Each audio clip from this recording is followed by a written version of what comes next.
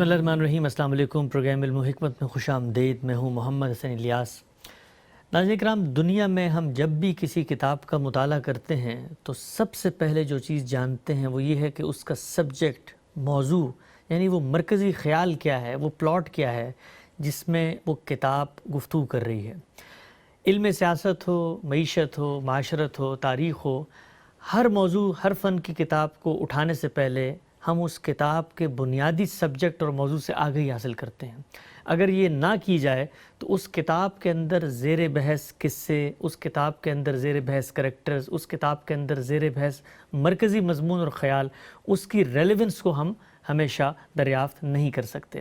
قرآن مجید کا بنیادی موضوع کیا ہے، وہ سبجیکٹ کیا ہے جس کے ارد گرد قرآن مجید بات کرتا ہے، وہ مرکزی مضمون کیا ہے جو قرآن مجید میں ہر جگہ پر جاری ہے اور نظر آتا ہے، اس کو جاننے کے لیے آج ہم حاضر خدمت ہیں۔ ہمارے ساتھ تشریف رکھتے ہیں حضرت سابق جناب جاوید احمد غامدی صاحب۔ السلام علیکم غامدی صاحب۔ وعلیکم السلام۔ غامدی صاحب، دنیا میں کوئی بھی کتاب ہو، اس کتاب کو وہ جیسی منظر عام پر آتی ہے، لوگ اس کو پڑھتے ہیں اور پڑھنے کے بعد اس کا ایک متعین سبجیکٹ، موضوع، مرکزی خیال، پلاٹ، مضمون لوگوں کو بتاتے ہیں کہ اس کتاب میں یہ زیر بحث ہے۔ کتاب کو جب آپ پڑھتے ہیں تو پڑھنے کے بعد بالعموم اس کے شروع میں خود مصنف بھی ایک مقدمے کی صورت میں اس کا موضوع یا مضمون واضح کر دیتا ہے۔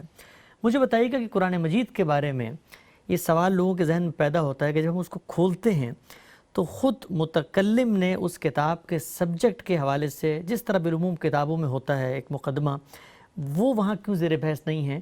اور یہ جو سبجیکٹ ہے اس کو ہم جانیں گے کیسے کہ قرآن مجید کا مرکزی مضمون کیا ہے؟ قرآن مجید کو جب آپ کھولتے ہیں تو سب سے پہلے آپ کی نگاہ کس سورہ پر پڑتی ہے؟ سورہ فاتحہ۔ وہ سورہ فاتحہ ہے۔ سورہ فاتحہ کی تفسیر میں نے بہت وضاحت کے ساتھ یہ بتایا ہے کہ وہ قرآن مجید کے نزول کی دعا ہے۔ اچھا، یعنی آپ تاریخ پر اگر نظر رکھتے ہیں تو آدم علیہ السلام سے اللہ تعالیٰ کی ہدایت کی ابتدا ہو گئی۔ اللہ تعالیٰ نے یہ بتایا ہے کہ مختلف وقتوں میں اس کے پیغمبر مختلف قوموں کی طرف آتے رہے اور اس ہدایت کی تجدید کرتے رہے۔ یہ بھی بتایا ہے کہ ایک خاص وقت میں ذریت ابراہیم کو اس منصب پر فائز کر دیا گیا، ٹھیک، اور بتدریج نبوت انہی میں خاص کی جاتی رہی۔ اس میں دو قومیں دنیا کی تاریخ میں نمودار ہوئیں جو اللہ کے دین کی علمبردار تھیں، پہلے یہود اور اس کے بعد نصارہ، جن کو ہم مسیحی کہتے ہیں۔ ٹھیک، اس وقت بھی اگر آپ غور کر کے دیکھیں تو اللہ تعالیٰ کے دین کی روایت میں یہی دو بڑے مذاہب آپ کو نظر آتے ہیں۔ مسیحی اس وقت دنیا کی سب سے بڑی مذہبی جمعیت ہے، یعنی کم و بیش کوئی 2.5 ارب کے قریب بتایا جاتا ہے کہ ان کی آبادی ہے۔ یہود بھی ساری دنیا میں معلوم معروف ہے۔ یہ وہ لوگ تھے کہ جو الہی ہدایت کے علمبردار سمجھے جاتے تھے۔ یہ وہ لوگ تھے کہ جو دنیا کو یہ بتاتے تھے کہ آسمان سے پیغمبر آتے ہیں، وہ ہدایت لے کر آتے ہیں، وہ دنیا کو دیتے ہیں۔ اس پس منظر میں ایک نئی ہدایت کی ضرورت پڑی۔ کیوں پڑی؟ اس کی وجہ یہ بتائی ہے اس سورہ میں کہ کچھ لوگوں نے ان میں سے، یا ایک گروہ نے ان میں سے گمراہی اختیار کر لی، اس نے دین کی غلط تعبیرات اختیار کر لیں، اس نے دین کو سمجھنے کے ایسے طریقے اختیار کیے جس سے اس کے بنیادی مباحث ہی کے بارے میں خلط مبحث واقع ہو گیا۔ مثال کے طور پر توحید، مثال کے طور پر قیامت کی جواب دہی، یہ ظاہر ہے کہ بہت بنیادی چیزیں ہیں۔ اسی طرح یہ بتایا گیا ہے کہ وہ لوگ کہ جو یہود کی حیثیت سے معلوم معروف تھے، وہ اللہ تعالیٰ کے مقابلے میں سرکشی اختیار کر کے اس کے پیغمبروں کے قتل کے درپے ہو گئے، یہاں تک کہ انہوں نے آخر میں مسیح علیہ السلام جیسی ہستی کو صلیب دینا چاہی۔ اس کا نتیجہ یہ ہوا کہ اللہ کا غضب بھڑکا اور قومی حیثیت سے ان پر اللہ کا عذاب نازل ہوا، جو قیامت تک بعض خاص صورتوں میں جاری رہے گا۔ ٹھیک، یہ پس منظر ہے جس میں سورہ فاتحہ یہ بتاتی ہے کہ انسانیت اب یہ چاہتی ہے کہ اہدنا الصراط المستقیم۔ تو اس لحاظ سے گویا قرآن مجید کی ابتدا ہی میں یہ واضح کر دیا گیا ہے کہ صراط مستقیم کھو گئی ہے، صحیح راستے کی تلاش ہے، انسانیت یہ راستہ جاننا چاہتی ہے۔ یہ در حقیقت قرآن کے نزول کی دعا ہے، پروردگار ہمیں سیدھی راہ دکھا۔ ہر پیغمبر جب زمین پر آتا ہے تو وہ ہدایت ہی لے کر آتا ہے۔ قرآن مجید نے بھی جگہ جگہ کہا ہے کہ یہ ہدی للناس ہے، جی لوگوں کے لیے ہدایت ہے۔ ہدایت کی ضرورت انسان کو کس معاملے میں ہے؟ ظاہر بات ہے کہ اللہ کے ہاں جواب دہی کے لحاظ سے ہے۔ اگر میری یہ دنیا ختم نہیں ہو رہی، اس کے بعد ایک نئی دنیا میرے لیے وجود میں لائی جا رہی ہے، اگر ایسا ہونے والا ہے تو پھر مجھے رہنمائی چاہیے۔ میں اس دنیا کی زندگی کو کیسے گزاروں، میرے اہداف کیا ہوں، میرا نصب العین کیا ہو، میرے آدرش کیا ہوں، میرے اندر جو خواہشیں، امنگیں اور آرزوئیں ہیں ان کو میں کیسے ایک نظم میں لاؤں۔ میں اپنی پوری زندگی کو اگر ڈسپلن کرنا چاہتا ہوں تو کس ہدف کو سامنے رکھ کے کروں۔ یہ سب چیزیں مجھے درکار ہے، یہ میری ضرورت ہے، انسان کی حیثیت سے ضرورت ہے۔ یہ ہدایت مجھے آسمان سے ملتی ہے۔ اس پس منظر کو ذہن میں رکھیے تو سورہ فاتحہ اصل موضوع تو بتا دیتی ہے، اچھا لیکن قرآن مجید میں یہ اس طرح نہیں بیان ہوا کہ آپ کے سامنے یہ ہدایت اجزاء کی صورت میں، ابواب کی صورت میں رکھ دی گئی ہو۔ قرآن مجید کا موضوع اگر آپ کہیں تو وہ اس ہدایت کو بیان کرتے ہوئے اصلاً انذار قیامت ہو گیا ہے، اچھا یعنی قیامت کے معاملے میں خبردار کرنا۔ ظاہر ہے کہ میں نے ابھی آپ کی خدمت میں عرض کیا کہ یہ ہدایت نظم سیاسی کو چلانے کے لیے نہیں ہے، یہ میری دکان پر بیٹھ کر مجھے کاروبار کرنا ہے اس کے طریقے سمجھانے کے لیے نہیں ہے، یہ مجھے کوئی ایسا ہنر سکھانے کے لیے نہیں ہے جس سے میں اپنی روٹی کما سکوں۔ یہ ہدایت کس لیے ہے؟ یہ ہدایت قیامت میں سرخروئی کے لیے ہے، ٹھیک میری اگلی زندگی کے لیے ہے، میں وہاں کامیاب ہوں، فوز و فلاح کو پہنچوں، یہ اس مقصد کے لیے ہے۔ تو قرآن مجید اس ہدایت کی ضرورت کو پورا کرنے کے لیے نازل کیا گیا ہے، لیکن وہ اصل میں قیامت کا انذار بن گیا ہے۔ یعنی اب اس کے اسٹرکچر کو آپ جب دیکھتے ہیں، اس کو مضمون کے لحاظ سے جب آپ پڑھتے ہیں تو آپ ایک لفظ میں اس کو تعبیر کریں گے، وہ کیا ہے؟ انذار قیامت، قیامت کے بارے میں خبردار کرنا۔ انذار قرآن مجید کی خاص تعبیر ہے۔ انذار کا مطلب ہوتا ہے بیدار کرنا، خبردار کرنا، غفلت سے جگانا، متنبع کرنا، آدمی کو نتائج کے بارے میں مطلع کرنا۔ تو یہ انذار ہے، انذار قیامت، قیامت کے بارے میں مطلع کرنا، قیامت کے بارے میں متنبع کرنا، قیامت کے بارے میں خبردار کرنا، بنیادی طور پر قرآن مجید کا مضمون یہی ہے۔ اچھا ہم صاحب، جب آپ یہ کہتے ہیں کہ سورہ فاتحہ کو جب ہم پڑھتے ہیں تو اس کے اندر یہ بیان ہو رہا ہے کہ اللہ تعالیٰ نے پچھلی قوموں میں سے کچھ قومیں تھیں، ان کے ساتھ ایسا معاملہ کیا کہ بعض پہ انعام ہوا، بعض جو ہیں وہ گمراہ ہو گئیں اور وہ ضالین میں ان کا شمار ہوا، اور اب ایک قوم کھڑی ہوئی ہے، وہ ہدایت کی دعا کر رہی ہے۔ تو اس ہدایت کی دعا کے بعد جو آگے جواب دعا ہے پورا قرآن، جس کو آپ نے بتایا کہ بنیادی اس کا جو میسج ہے، مضمون ہے، وہ تو قیامت کی یاد دہانی اور انذار ہے، لیکن وہ قیامت کی یاد دہانی دنیا میں کچھ کریکٹرز کے ذریعے ہو رہی ہے۔ تو میرا سوال آپ سے یہ ہے کہ یہ جو قرآن مجید کو پڑھتے ہیں آپ، تو ہر جگہ پہ ہمیں مخاطبین میں ایک رسول کھڑا ہوا نظر آ رہا ہے جو خدا کی بات کو سن کے آگے لوگوں کو بیان کر رہا ہے۔ تو یہ بتائیے گا کہ اس مضمون میں، انذار قیامت کے مضمون میں، یہ جو رسول زیر بحث ہے قرآن میں، یہ کس حیثیت میں زیر بحث ہے؟ اس سے پہلے شاید ہم کسی وقت یہ گفتگو کر چکے ہیں کہ جب آپ کسی کتاب کا مطالعہ کرتے ہیں تو آپ کو اس کے پس منظر کی تاریخ سے واقفیت ہونی چاہیے۔ جی یہ ابھی دیکھیے، میں نے سورہ فاتحہ کی طرف آپ کو توجہ دلائی۔ سورہ فاتحہ کس کی زبان پر جاری کی گئی ہے؟ ایک ایسے شخص کی زبان پر جاری کی گئی ہے۔ یہ انسانیت کی دعا ہے، انسانیت تاریخ کے ایک دور میں کھڑی ہوئی یہ دعا کر رہی ہے، یہ پہلے دن کی دعا نہیں ہے۔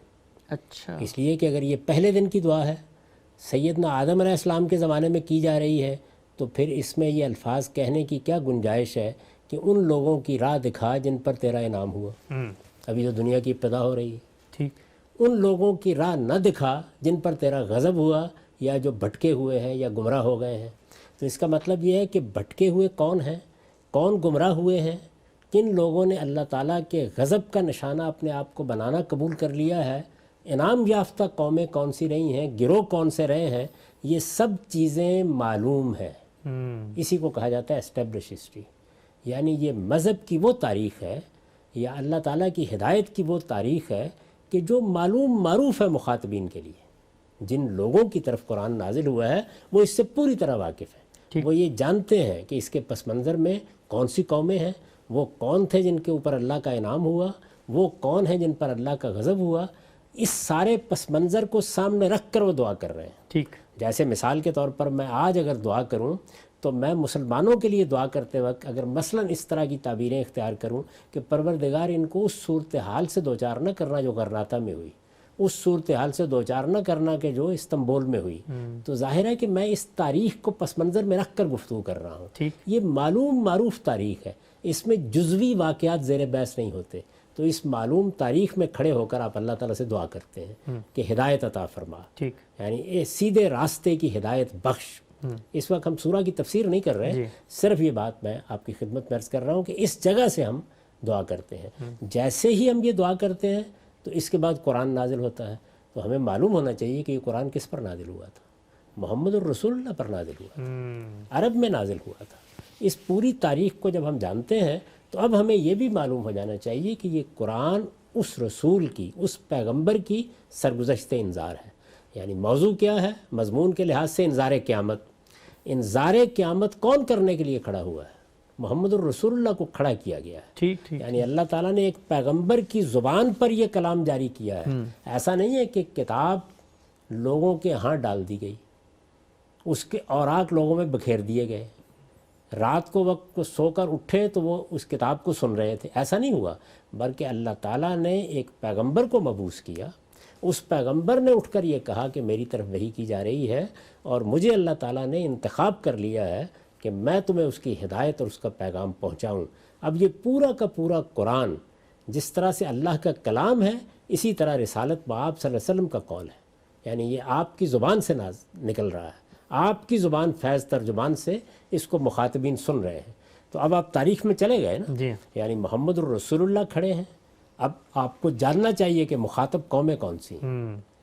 تو قرآن مجید ہی آپ کو یہ بتا دیتا ہے کہ اس کے مخاطبین میں خود رسالت مآب صلی اللہ علیہ وسلم کی اپنی قوم کے لوگ، یعنی بنی اسماعیل یا قریش مکہ ہیں، جن کو آپ مشرکین عرب بھی کہہ سکتے ہیں. پھر اس کے بعد اہل کتاب ہیں. اہل کتاب کی پھر دونوں گروہ، یعنی یہود بھی اور نصارہ بھی. ظاہر ہے کہ ان کے اندر سے جو لوگ آپ کی دعوت قبول کر لیں گے وہ اہل ایمان ہیں، وہ بھی اس میں مخاطب ہو جائیں گے. تو اس کے نتیجے میں اب انذار قیامت کے اس مضمون میں ہر جگہ یہ واضح ہو گیا کہ بات کرنے والا کون ہے، سننے والے کون ہیں. ٹھیک. اگر آپ اس چیز کو جانتے ہیں تو پھر آپ کو جملہ جملہ بولتا ہوا نظر آئے گا. لیکن اگر آپ اس تاریخ کو بالکل نظر انداز کر دیں اور قرآن مجید کو پڑھنا شروع کر دیں یہ خیال کر کے کہ آفاقی کتاب میں پڑھ رہا ہوں، تو آپ کتاب کو اس کی اوریجن ہی میں نہیں سمجھ پائیں گے، بنیادی میں نہیں سمجھ پائیں گے. اس لیے آپ کو لازماً اس تاریخ کے پس منظر میں جانا ہوگا اور یہاں کھڑے ہو کر جب یہ قرآن نازل ہو رہا ہے وہاں اس کو پڑھنا ہے، وہاں سمجھنا ہے، تاکہ ایک زندہ کتاب کے طور پر آپ اس کا مطالعہ کریں. اس کے بعد اس میں جو آفاقی حقائق ہوں گے، جو ہدایت ہوگی، وہ عالمگیر ہے. یعنی قرآن مجید انذار کرے گا. ظاہر ہے کن کو کر رہا ہے وہ میں نے آپ کو متعین کر کے بتا دیا، لیکن انذار کس لیے کر رہا ہے؟ اس لیے کہ ان کو ہدایت دی جائے. اور جب وہ ہدایت بیان کرے گا تو وہ ظاہر ہے کہ عالمگیر صداقتیں ہوں گی. وہ پورے عالم کے لیے ہوں گی، وہ قیامت تک کے لیے ہوں گی. ان کے اندر کوئی چیز مقامی نہیں ہوگی. مخاطبین تو بہرحال مخاطبین ہیں، اس وقت کے ہیں، تاریخ کے ایک دور میں کھڑے ہیں اور اس موقع پر ان سے بات کی جا رہی ہے. تو دونوں باتوں کا آپ کو لحاظ کرنا ہوگا. تو ایک طرف ہدایت جو عالمگیر صداقت کے طور پر اس میں بیان ہوگی، دوسری جانب ایک اور چیز نمایاں ہو جائے گی، وہ یہ کہ یہ انذار قیامت ایک پیغمبر کا انذار ہے، میرا یا آپ کا انذار نہیں ہے. جب یہ ایک پیغمبر کا انذار ہے تو اس انذار کے نتیجے میں خدا کی عدالت لگنی ہے. اب اس عدالت کے لحاظ سے کیا بات ہوگی، اس کے مخاطبین کون ہوں گے، اس میں فیصلہ کیسے سنایا جائے گا، یہ ساری چیزیں بھی اس میں زیر بحث آ رہی ہیں. تو اگر آپ بالکل خلاصہ کریں تو قرآن مجید کو پڑھتے وقت آپ کو دو باتیں جاننی چاہیے. اس میں اللہ کی وہ عدالت زیر بحث آئے گی جو جزیرہ نما عرب میں لگی اور اس دنیا میں آخری مرتبہ لگی. اس عدالت کے احوال زیر بحث آئیں گے، اس مقدمے کے تمام کردار زیر بحث آئیں گے، اس میں کیا فیصلہ سنایا گیا وہ زیر بحث آئے گا. اور اس کے ساتھ اللہ کی ہدایت عالمگیر ہوگی، عدالت اہل عرب کے لیے ہوگی. ٹھیک ہے صاحب، آگے بڑھتے ہیں. یہ جو بھی آپ نے فرمایا کہ وہ جو اللہ کا کلام ہے جس کا بنیادی موضوع انذار قیامت ہے، وہ رسول کے ذریعے سے سامنے آ رہا ہے، وہ رسول کا قول بن چکا ہے. تو ہمارے عام طور پہ سمجھا جاتا ہے کیونکہ یہ کام پہلے بھی ہوا ہے، پہلے بھی کتابیں نازل ہوئی ہیں، مختلف انبیاء آئے ہیں، تو مختلف جو انبیاء کے صحف ہیں قرآن مجید میں بھی ان کا ذکر آتا ہے، تو یہ نبی کے صحیفے اور رسول کی سرگزشت یا رسول کی دعوت اور انذار کے وہ مراحل، ان میں کیا بنیادی فرق ہے؟ یعنی نبی اور رسول، ہمارے عام طور پہ کہا جاتا ہے کہ نبی جو ہے وہ ہوتا ہے جس کو شریعت نہیں دی جاتی، رسول شریعت لے کے آتے ہیں، تو کیا یہ فرق ہوتا ہے ان دونوں میں؟ اور نتیجے کے لحاظ سے دونوں اپنے مشن میں کیا مختلف واقع ہوتے ہیں؟ اصل منصب نبوت کا منصب ہے، یعنی اللہ تعالیٰ مخاطبہ الہی کے لیے کسی شخص کا انتخاب کرتے ہیں۔ ٹھیک، مخاطبہ الہی کے لیے انتخاب کا کیا مطلب ہے؟ یعنی اللہ تعالیٰ یہ فیصلہ کرتے ہیں کہ مجھے انسانوں تک اپنی ہدایت پہنچانی ہے۔ ہدایت پہنچانے کے لیے ایک طریقہ یہ ہو سکتا تھا کہ ہر انسان کو خدا کا پیغام پہنچ جاتا، ٹھیک، اللہ تعالیٰ نے یہ طریقہ نہیں اختیار کیا۔ اس کی جگہ جگہ وضاحت کی ہے، قرآن مجید میں بھی کی ہے، قدیم صحیفوں میں بھی کی ہے۔ کیا طریقہ اختیار کیا ہے؟ طریقہ یہ اختیار کیا ہے کہ انسانوں کے اندر سے کسی شخص کا انتخاب کیا جاتا ہے، ٹھیک، یہ انتخاب کر کے ہدایت اس کے ذریعے سے انسانوں تک پہنچائی جاتی ہے۔ تو کسی شخص کا انتخاب اگر اس مقصد کے لیے کیا گیا ہے کہ یہ ہدایت انسانوں تک پہنچانے کا کام کرے گا، تو گویا وہ مخاطبہ الہی کے لیے ایک انسان کا انتخاب ہے۔ جس انسان کا آپ انتخاب کریں گے اس مقصد کے لیے، اس کو نبی کہا جاتا ہے۔ ٹھیک، تو اصل منصب نبوتی کا منصب ہے۔ جہاں تک رسول کا تعلق ہے، رسول کے بانی کیا ہے؟ رسول کے بانی ہے پیغام پہنچانے والا۔ نبی کا کیا مطلب ہے؟ اس نبی عظیم کی خبر دینے والا۔ وہ نبی عظیم کیا ہے؟ قیامت کی۔ قرآن مجید نے اس کو اسی سے تعبیر کی، اما یتساءلون عن النبی العظیم الذی هم فیہ مختلفون کلا سیعلمون ثم کلا سیعلمون۔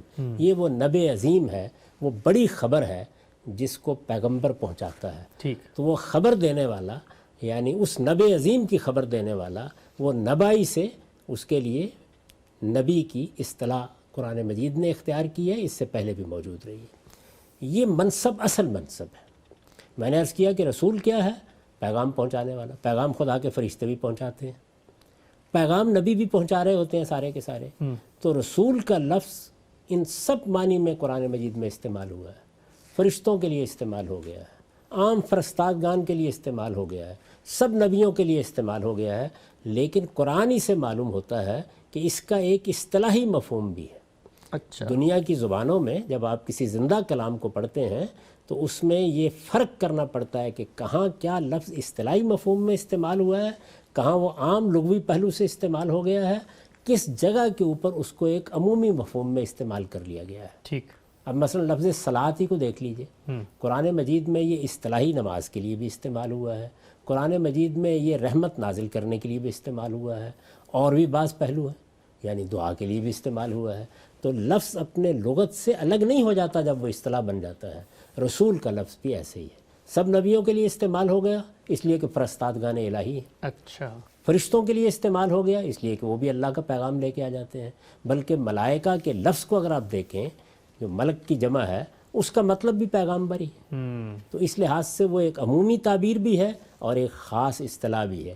خاص اصطلاح میں اس کا مطلب ہے کہ وہ نبی جس کو کسی قوم کے لیے عدالت بنا کے بھیج دیا گیا۔ اچھا، جب کسی قوم کے لیے عدالت بنا کے بھیج دیا جائے گا تو اب وہ رسالت کے منصب پر فائز ہوگا اصطلاحی مفہوم میں۔ تو پہلے تو یہ فرق بڑی اچھی طرح سمجھ لینا چاہیے۔ نبی صلی اللہ علیہ وسلم نبی تو ہے، اس کے ساتھ رسول بھی ہے۔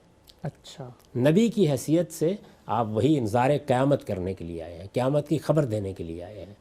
رسول کی حیثیت سے آپ اپنی قوم کے لیے عدالت بن کر آئے ہیں، اچھا، اپنے مخاطبین کے لیے عدالت بن کر آئے ہیں، یعنی اپنی قوم کے لیے یا اپنے زمانے کے مخاطبین کے لیے جن تک آپ براہ راست اللہ کا پیغام پہنچائیں گے اور اللہ کا فیصلہ نافذ کر کے جائیں گے۔ عدالت بن کے آئے ہیں، یہ تعبیر ذہن میں رکھنی چاہیے۔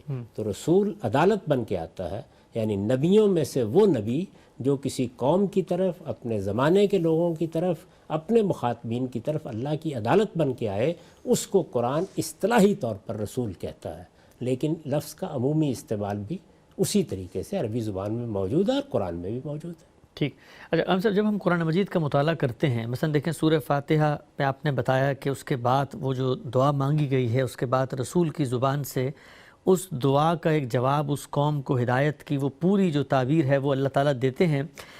ہم جب قرآن مجید کو پڑھتے ہیں، سورہ بقرہ سے آغاز کرتے ہیں، تو ابتدا ہی میں یہ بات سمجھ میں نہیں آ رہی ہوتی کہ اب رسول آ گئے ہیں اور رسول آنے کے بعد لوگوں کو دعوت دے رہے ہیں۔ مثلا میں ایک آیت آپ کے سامنے رکھتا ہوں، قرآن مجید کی بالکل ابتدا میں ہے کہ ان الذین کفروا سواء علیہم انذرتہم ام لم تنذرہم لا یؤمنون، کہ یہ لوگ جنہوں نے کفر کیا ہے ان کو تم ڈراؤ یا نہ ڈراؤ یہ ایمان نہیں لائیں گے۔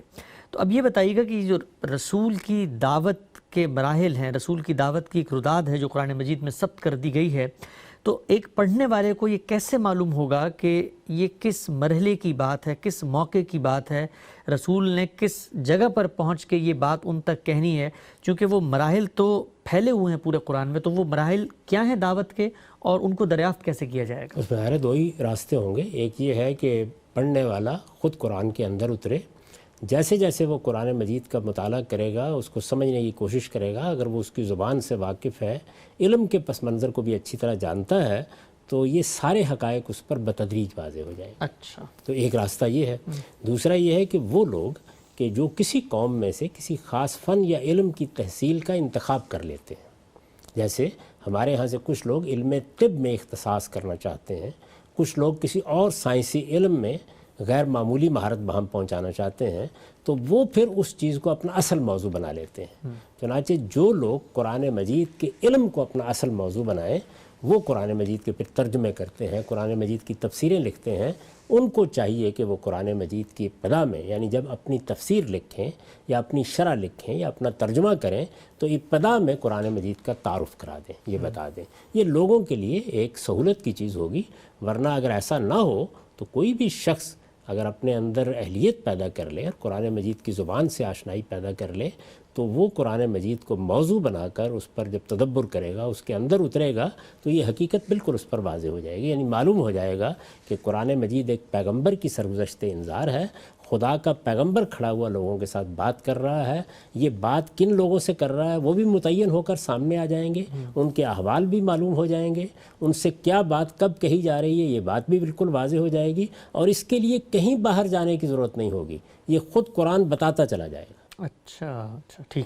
اچھا عام صاحب، ابھی آپ نے فرمایا کہ جو رسول ہیں ان کے بارے میں ایک آپ نے کہا جملہ ہمیشہ میں رکھنا چاہیے کہ یہ اپنی قوم کے لیے عدالت بن کے آتے ہیں۔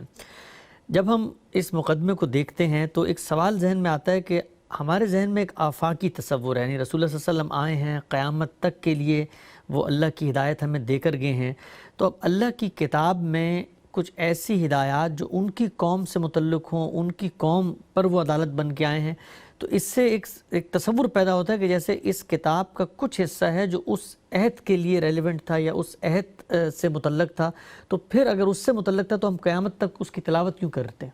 نہیں، اس فرق کو ہمیشہ جان لینا چاہیے کہ اللہ کے پیغمبر اپنی قوموں اور اپنے براہ راست مخاطبین کے لیے عدالت بن کے آتے ہیں، لیکن جو ہدایت پر لے کر آتے ہیں وہ عالمگیر ہوتی ہے۔ اچھا، تو قرآن مجید ان دونوں کا مجموعہ ہے۔ ٹھیک۔ قرآن مجید میں آپ کو وہ ہدایت ملے گی جو میرے لیے بھی ہے، آپ کے لیے بھی ہے، قیامت تک ہر شخص کے لیے ہے۔ محمد الرسول اللہ کی وہ ہدایت ہے جس کی دعا ہم سورہ فاتحہ میں مانگتے ہیں۔ میں نے آپ سے عرض کیا نا کہ سورہ فاتحہ اصل میں قرآن کے نزول یا بعثت محمدی کی دعا ہے۔ ٹھیک۔ انسانیت کو اللہ تعالیٰ نے کھڑا کر دیا ہے کہ وہ اللہ تعالیٰ کی حمد و ثنا کرنے کے بعد یہ کہتی ہے کہ پروردگار، ہم تیری عبادت کرتے ہیں اور تجھ سے مدد مانگتے ہیں، اب ہمیں ہدایت ملنی چاہیے اور سیدھی راہ کی ہدایت عطا فرما۔ ہم جانتے ہیں کہ تیرے پیغمبروں کو اور تیرے اچھے انسانوں کو جنہوں نے تیری بندگی کی، یہ ہدایت اس سے پہلے ملتی رہی ہے اور تو نے یہ نعمت انہیں دی ہے، تو ان انعام یافتہ لوگوں کے راستے میں ہمیں بھی رہنمائی کر۔ تو اللہ تعالیٰ کی وہ ہدایت جو قرآن مجید میں اس دعا کے جواب میں دی گئی ہے وہ عالمگیر ہے۔ ان دو چیزوں کو کبھی خلط ملط نہیں کرنا چاہیے۔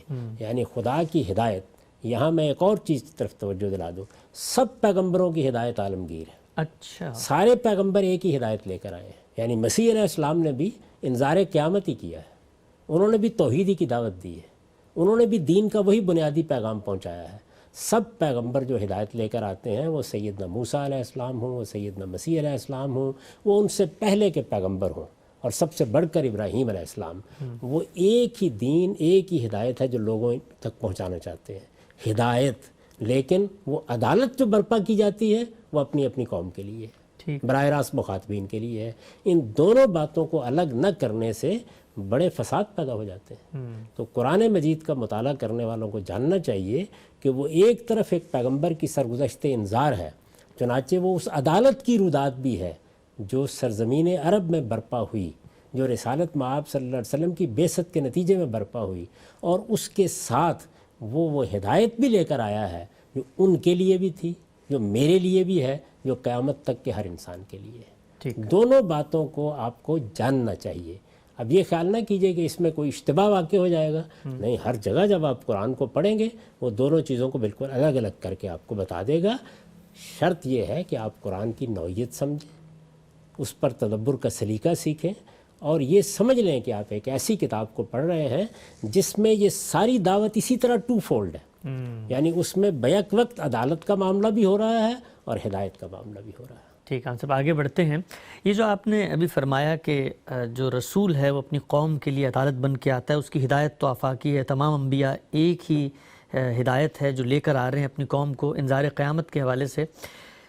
سوال میرا آپ سے یہ ہے کہ جو قرآن مجید کے اندر قانون ہے عدالت کا، لوگ پوچھتے ہیں عام طور پہ، اور آپ بہت اس پہ کہتے بھی ہیں کہ رسول اتمام حجت کرتا ہے اور پھر عذاب آتا ہے اور وہ اس کی قوم کے لیے خاص ہوتا ہے، یہ قرآن کے اپنے الفاظ میں کیا یہ بات بیان ہوئی ہے، یا یہ کوئی ایک عقلی استنباط ہے کچھ واقعات سے؟ خود قرآن مجید اس قانون کو کیسے بیان کرتا ہے؟ قرآن مجید نے اس کے ایک ایک مرحلے کو الفاظ میں بھی بیان کیا ہے، اور یہ پورے قرآن مجید میں بھی اسی طریقے سے شائع و ظاہر ہے۔ اچھا، یعنی آپ قرآن مجید کو پڑھیں تو سب سے زیادہ وہ جس چیز کی وضاحت کر رہا ہے وہ اصل میں اس عدالت ہی کا واقع ہونا ہے۔ قرآن مجید کی ہر سورہ میں یہ زیر بحث آ جاتی ہے، ہر موقع پر زیر بحث آ جاتی ہے، جگہ جگہ اس کے حوالے آ جاتے ہیں، لیکن اپنے طریقے کے مطابق بعض جگہوں پر اس نے اس کو بالکل متعین طریقے سے واضح بھی کر دیا ہے۔ مثال کے طور پر سورہ یونس میں بطور اصول بیان کیا ہے، اگر آپ نکال کے دیکھیں جس آیت کا میں حوالہ دے رہا ہوں تو وہاں یہ بتایا گیا ہے کہ اللہ تعالیٰ کا یہی طریقہ رہا ہے، لکل امت الرسول، ہر امت میں ایک رسول آتا رہا ہے، ہر قوم میں ایک رسول کی بعثت ہوتی رہی ہے۔ کس لیے؟ فَإِذَا جَاءَ رَسُولُهُمْ قُضِيَ بَيْنَهُمْ بِالْقِسْطِ وَهُمْ لَا يُظْلَمُونَ، پھر جب ان کا رسول آ جاتا ہے تو خدا کی عدالت لگ جاتی ہے۔ قُضِيَ بَيْنَهُمْ بِالْقِسْطِ، اور اللہ تعالیٰ کی طرف سے انصاف کا فیصلہ اس قوم کے لیے سنا دیا جاتا ہے، ان پر ادنیٰ درجے میں بھی کوئی ظلم نہیں کیا جاتا۔ یہ بطور اصول بیان کر دیا۔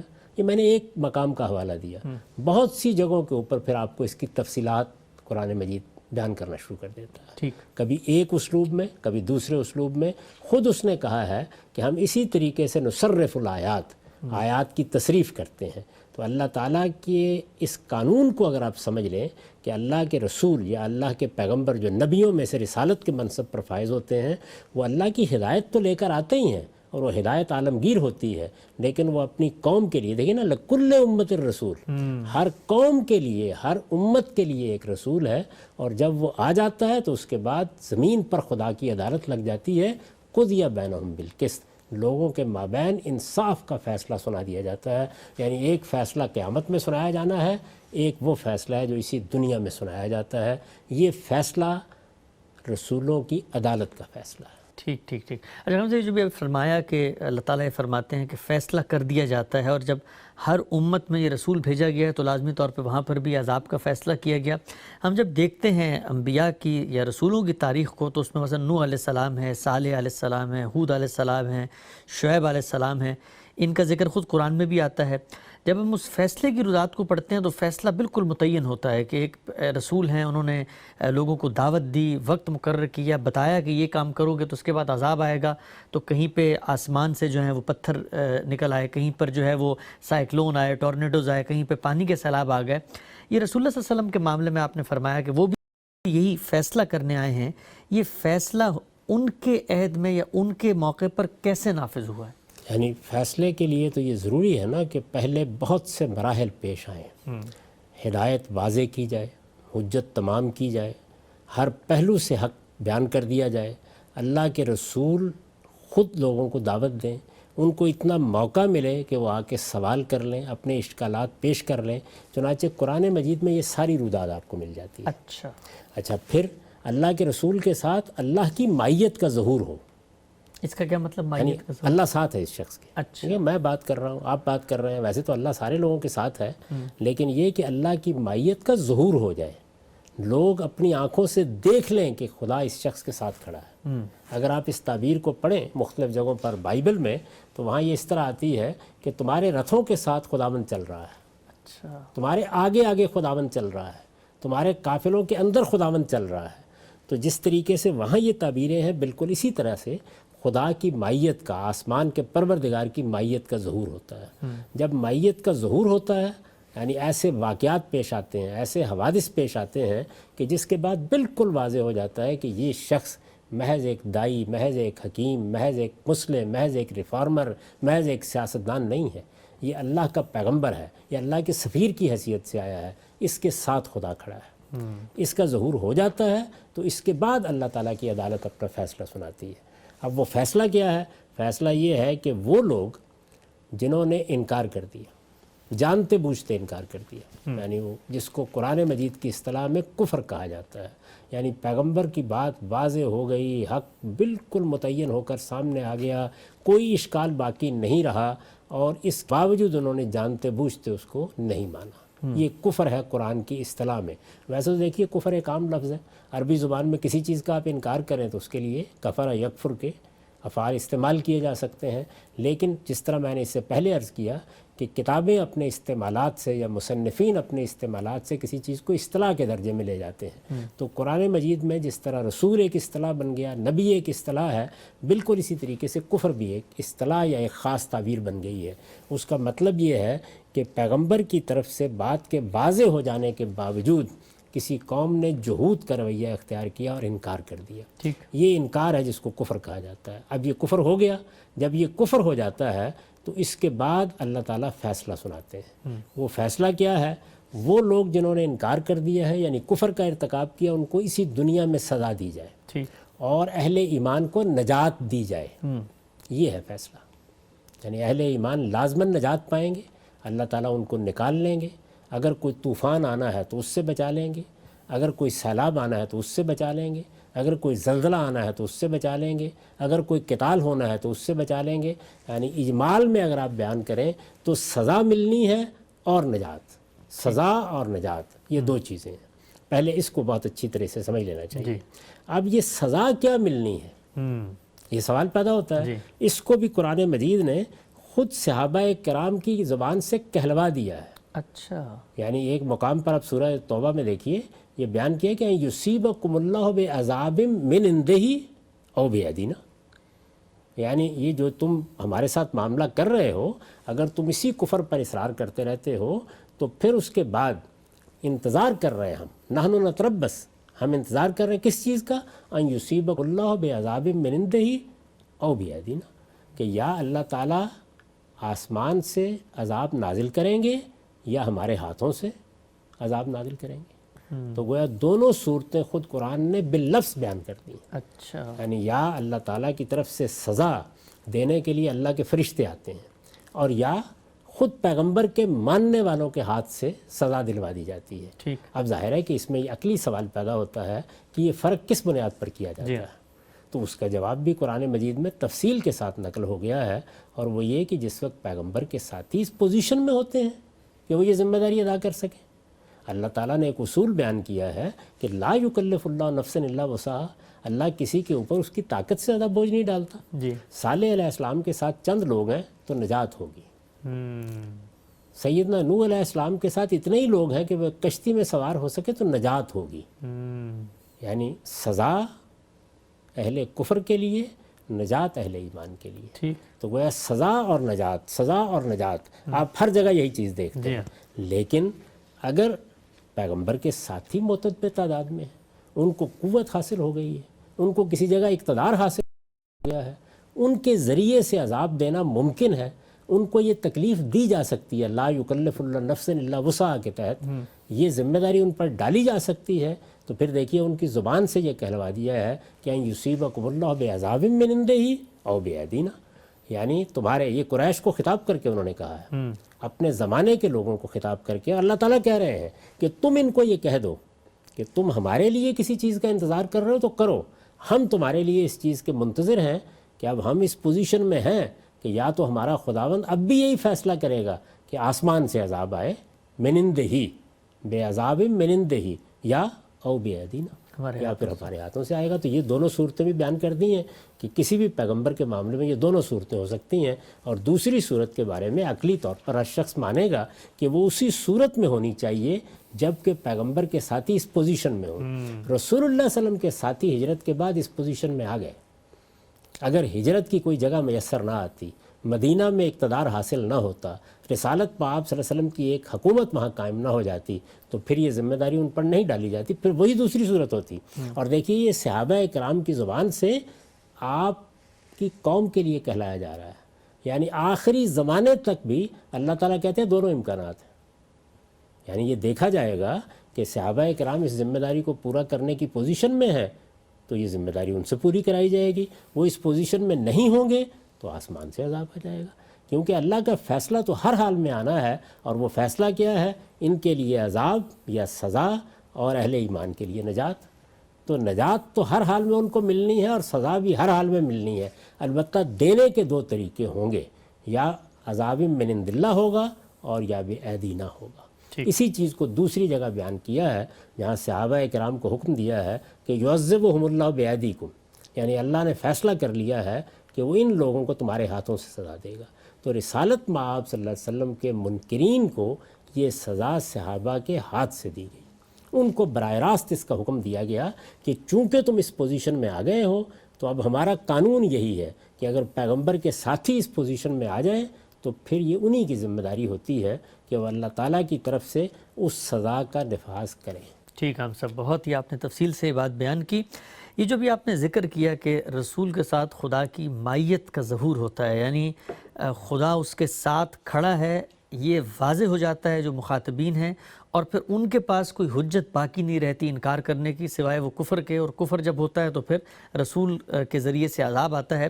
ایک استدلال میں نے پڑھا، پیش کیا جاتا ہے کہ جس وقت رسول کے ساتھ خدا کی مائیت کا ظہور ہو گیا اور ان کی قوم نے دیکھ لیا، تو اب جو اتمام حجت ہے، یعنی کوئی عذر باقی نہیں رہا پیش کرنے کے لیے، وہ صرف ان کی قوم کے لیے تو نہیں ہے، وہ تو پوری دنیا کے لیے ہے۔ یعنی پوری دنیا اور رہتی دنیا تک جب یہ تاریخ اس میں ثبت ہو گئی ہے تو گویا رسول اللہ صلی اللہ علیہ وسلم نے عالمی سطح پر اتمام حجت کر دیا ہے، ان کی پوری رداد دنیا تک پہنچ رہی ہے، ان کے علم میں آ رہی ہے، اور سب پہ واضح ہے کہ خدا کے پیغمبر کے ساتھ اس کا خدا کھڑا ہوا ہے۔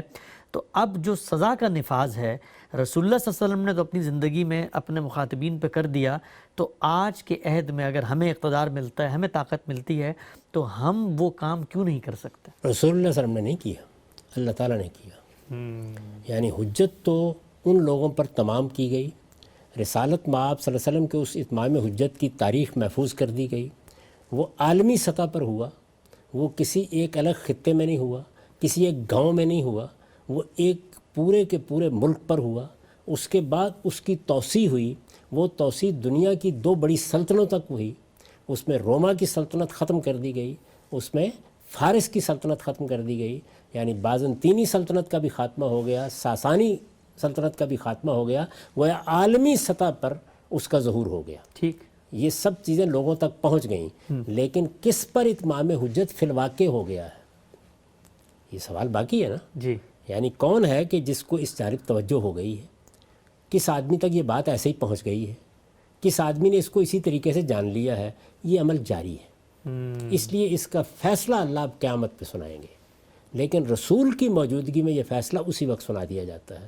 اور یہ فیصلہ کون سناتا ہے؟ یہ رسول نہیں سناتا، یہ اللہ تعالیٰ سناتا ہے۔ سزا کون دیتا ہے؟ اللہ تعالیٰ دیتا ہے۔ یہ دیکھیے سورہ توبہ کی آیت ہے جو میں نے آپ کے سامنے پیش کی ہے، آخری مرحلے تک بھی اللہ تعالیٰ نے معاملہ اپنے ہاتھ میں رکھا ہوا ہے، یعنی مجھے یا آپ کو یا اللہ کے پیغمبر کو کوئی اختیار نہیں اس معاملے میں، وہ فیصلہ کرے گا کہ عذاب آسمان سے آنا ہے یا لوگوں کے ہاتھ سے دیا جانا ہے۔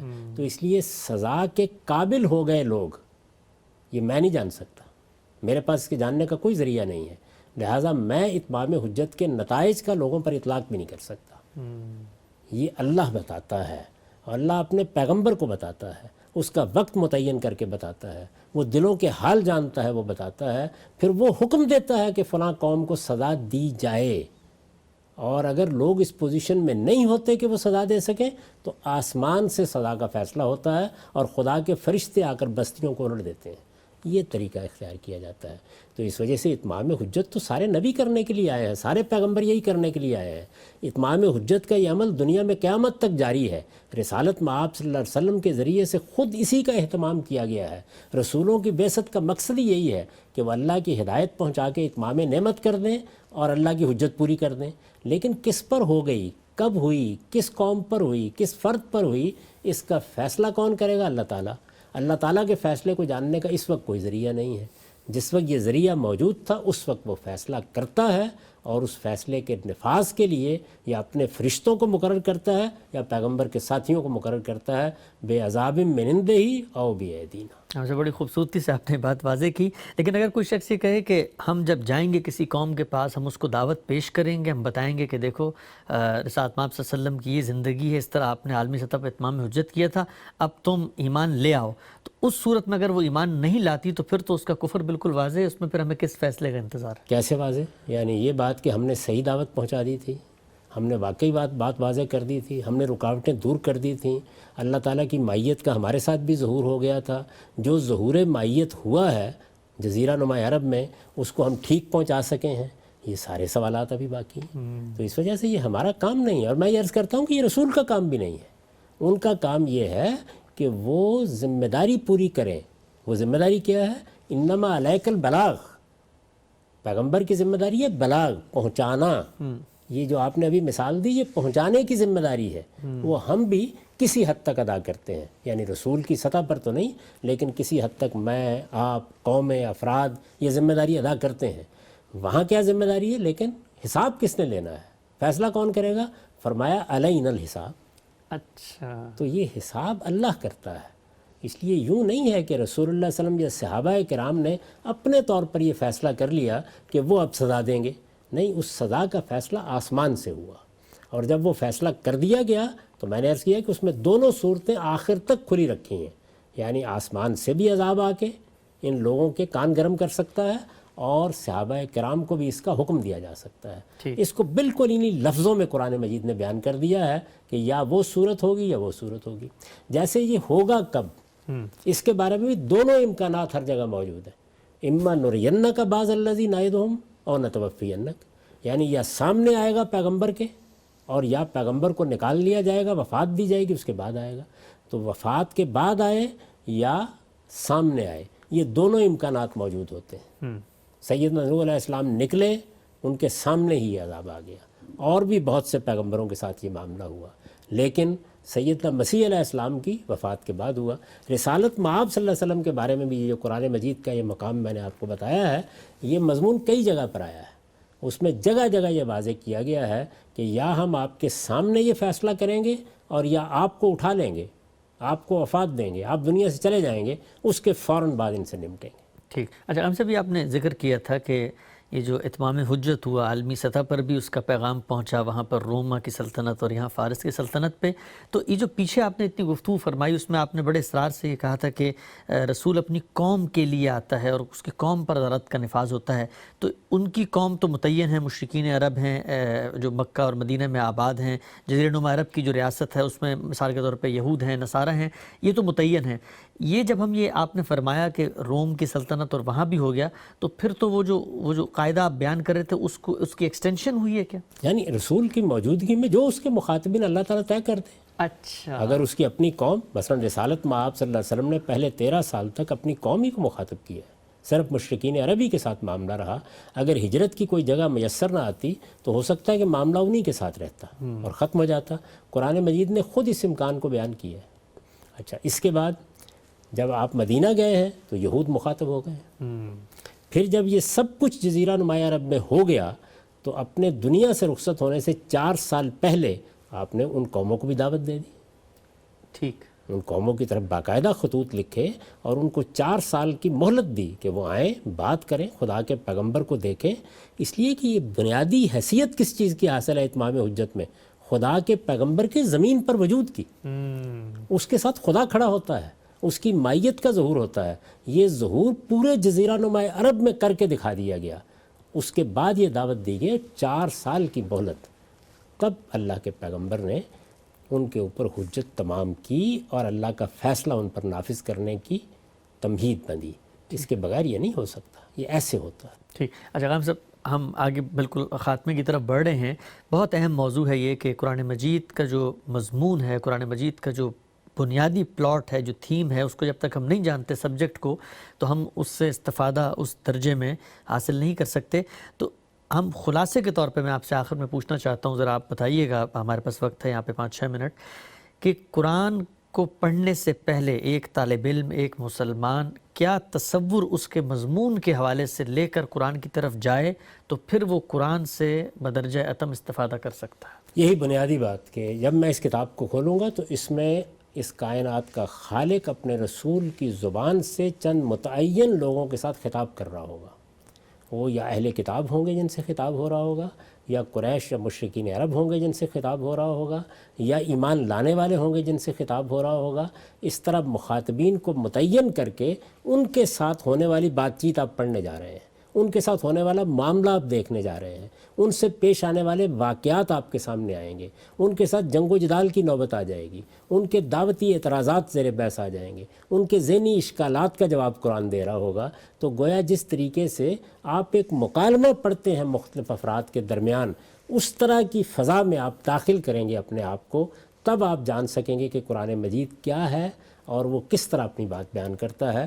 چنانچہ میں نے اس بات کا پورا اہتمام کیا ہے کہ اپنی تفسیر میں البیان میں شروع میں ہر سورہ کا، بلکہ 2 سورتوں کا، چونکہ صورتیں توام ہیں قرآن مجید میں، تو ان کا تعارف لکھ دیا اور یہ بتا دیا اس میں کہ اس سورہ میں مخاطبین کون ہیں، یہ کس مرحلے پر گفتگو کر رہی ہے، اس میں کیا نتائج زیر بحث ہیں. تو یہ چیزیں جاننا ضروری ہے. اگر آپ اس کے اندر اتر کر خود جان لیں گے تو کیا کہنے ہیں، اگر نہیں تو ظاہر ہے کہ ہم جیسے طالب علم جو قرآن مجید کو اپنا اصل موضوع بنا کر کام کرتے رہے ہیں، وہ یہی خدمت انجام دیتے ہیں. ٹھیک ہے، ہم سب بہت بہت شکریہ. ناظرین، ہمارے پروگرام کا یہاں پہ وقت ختم ہوتا ہے. بہت ہی تفصیل سے آج ہم نے غامدی صاحب سے یہ جانا کہ قرآن مجید کا سبجیکٹ کیا ہے، موضوع کیا ہے. یہ بات اس قدر اہم ہے کہ اگر ہم اس سے واقف نہ ہوں تو قرآن مجید کے مضامین سے ہم وہ انسیت پیدا نہیں کر سکتے. اس کے کریکٹرز، اس میں زیر بحث واقعات، قصے اور پرانی قوموں کی تاریخ، یہ سب ہمارے لیے اس درجے ریلیونس کا باعث نہیں بنتی. اس سبجیکٹ کو جاننا، اس سبجیکٹ کو پیش نظر رکھنا اور اس کی آگہی کو قرآن مجید کے مطالعے سے پہلے اہتمام کے ساتھ دریافت کرنا، پڑھنا، یہ قرآن سے استفادے کے لیے ایک ناگزیر پہلو ہے. قرآن مجید میں یہ موضوع زیر بحث کیسے آیا ہے، قرآن کا اپنا اسلوب کیا ہے، اس کی زبان کیا ہے، کیسے اس مضمون کو، اس بنیادی سبجیکٹ کو قرآن کی مختلف صورتوں میں پھیلا دیا گیا ہے، اس پر ہم انشاءاللہ اگلے پروگرام میں بات کریں گے. ہمارے پروگرام کو یہاں پہ وقت ختم ہوتا ہے. مجھے اجازت دیجیے. اللہ حافظ.